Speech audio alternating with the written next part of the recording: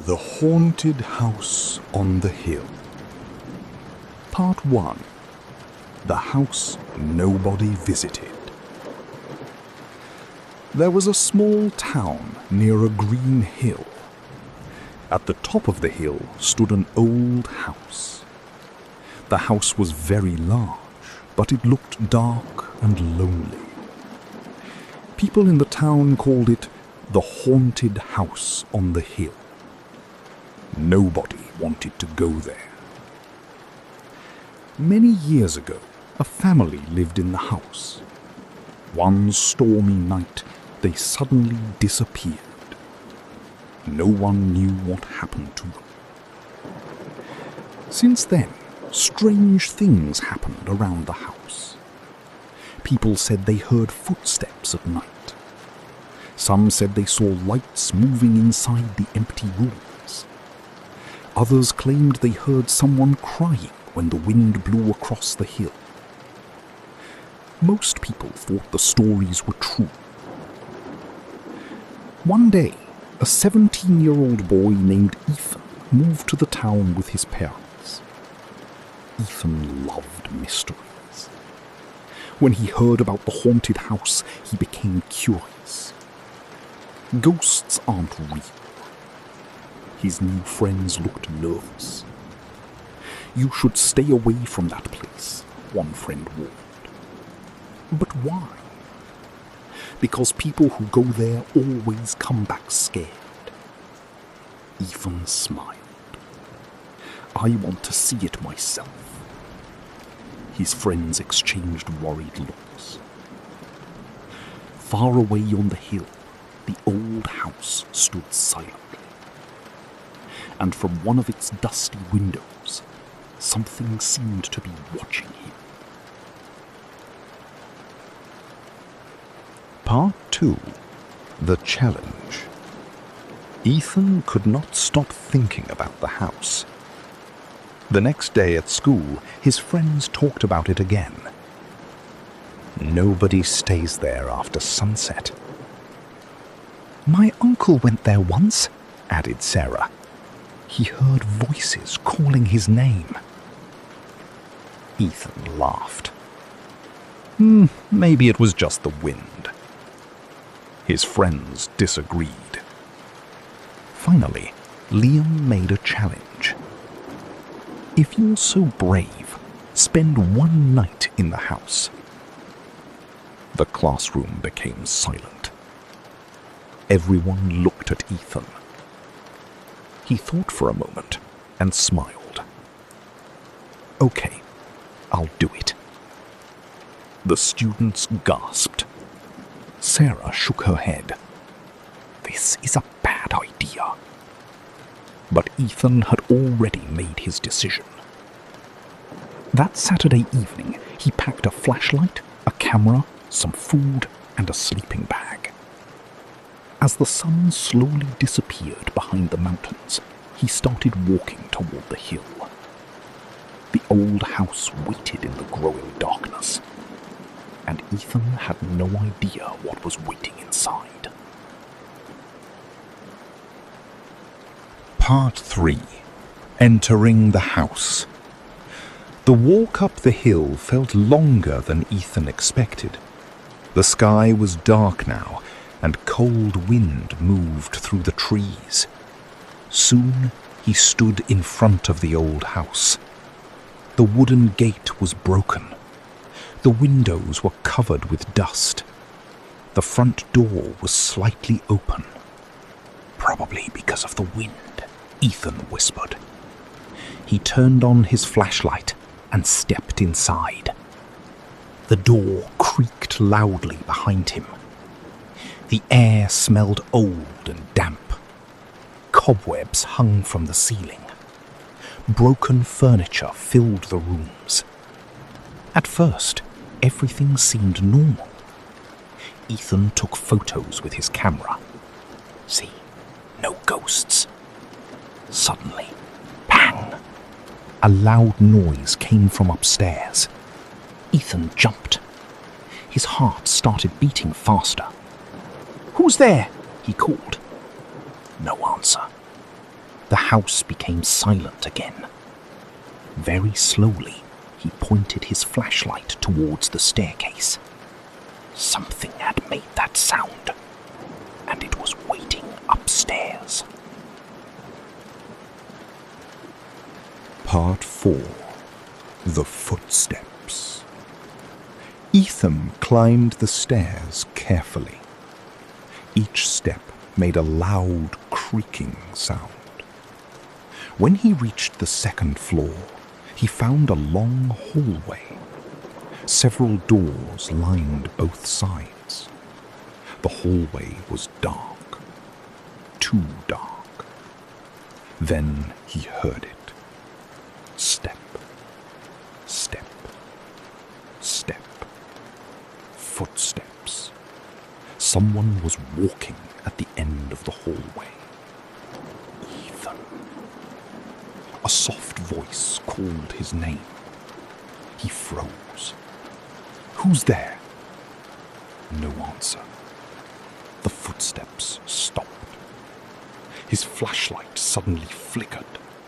The light became weak, then strong again, then weak. Ethan. The voice came again.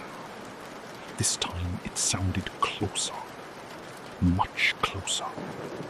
He quickly shined his flashlight down the hallway. Nobody was there, but one door was slowly opening by itself. The room behind it was completely black. Ethan swallowed nervously. Something inside that room wanted him to enter. Part 5. The Hidden Room. Gathering his courage, Ethan walked toward the open door. His hands were shaking. The room looked empty at first. There was only an old bed and a broken chair. Then he noticed something strange. The floor near the wall looked different. He knelt down and examined it. A hidden door. Carefully, he pulled it open.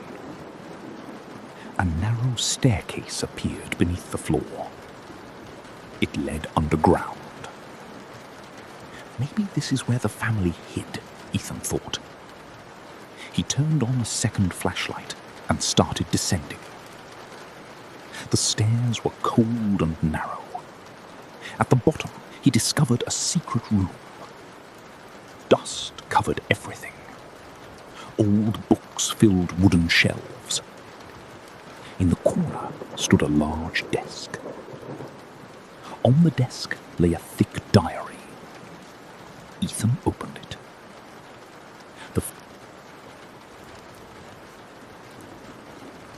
Part 6.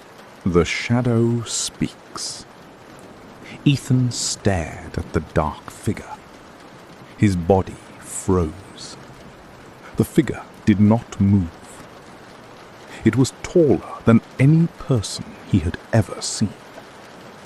Its face was hidden in darkness. Then it spoke. Leave. The voice sounded deep and cold. Ethan grabbed the diary and stepped backward. Who are you? The figure slowly pointed toward the diary. Read the last page. Suddenly, the room shook. Books fell from the shelves. The figure disappeared. Ethan quickly opened the diary. He turned to the last page. There, Emily had written, "The shadow is trapped in this house. If it escapes, many people will suffer. The key is hidden in my room." Ethan knew he had to find the key before it was too late. Part 7. Emily's Secret. Ethan rushed back upstairs. The house seemed alive now. Doors slammed by themselves. Cold air filled the hallways. Whispers came from every direction. He finally reached Emily's bedroom. The room was covered in dust. On the wall hung an old family photograph. Emily was standing beside her parents. Everyone looked happy. Ethan searched the room. Inside a small wooden box under the bed, he found a silver key. At that moment, the photograph fell from the wall. Crash! Behind it was a hidden message. It read, "The shadow feeds on fear." Ethan felt nervous, but he remembered something. If the shadow became stronger from fear, then he needed to stay calm. Very calm. Part 8. The Chase. Suddenly, every light in the house went out. Darkness surrounded Ethan. A terrible scream echoed through the building. Then he saw it. The shadow, standing at the end of the hallway. Its glowing eyes stared directly at him. This time, it began moving. Fast. Very fast. Ethan ran. The shadow followed. Its footsteps thundered behind him. He raced down the stairs. The front door appeared ahead. But when he reached it, the door would not open. "No!" Ethan shouted. The shadow came closer. Closer. Closer. Then he remembered the key. There had to be a lock somewhere. He looked around desperately. Finally, he spotted an old door near the fireplace. A keyhole was hidden beneath years of dust. Part 9. The Truth. Ethan inserted the silver key. Click. The secret door opened. Inside was a small chamber. In the center stood an ancient wooden chest. The shadow stopped at the entrance. It seemed afraid. Ethan opened the chest. Inside, he found Emily's final letter. It explained everything. Many years ago, Emily had discovered a dark spirit living beneath the house. The spirit fed on fear and sadness. With the help of her family, she trapped it inside the hill. But during the ritual, the family disappeared. Their sacrifice had protected the town. At the bottom of the letter, Emily wrote, "If the shadow returns, read these words aloud." A strange sentence was written below. Ethan took a deep breath. The shadow entered the room. Its eyes burned like fire. Ethan began reading. Part 10. The End of the Curse. As Ethan spoke the words, a bright light filled the chamber. The shadow screamed. The walls shook violently. Wind rushed through the house. The dark figure slowly began to disappear. "No!" it roared. The light grew stronger and stronger. Finally, the shadow vanished completely. Silence filled the room. The curse was broken. Outside, the first light of morning appeared. The old house no longer felt cold. It felt peaceful. Ethan walked down the hill, carrying Emily's diary. When he told the townspeople what happened, many did not believe him. But strange things stopped happening. No more footsteps. No more voices. No more moving lights. A week later, the town held a ceremony to remember Emily and her family. They were finally honored as heroes. As for Ethan, he became famous for solving the mystery.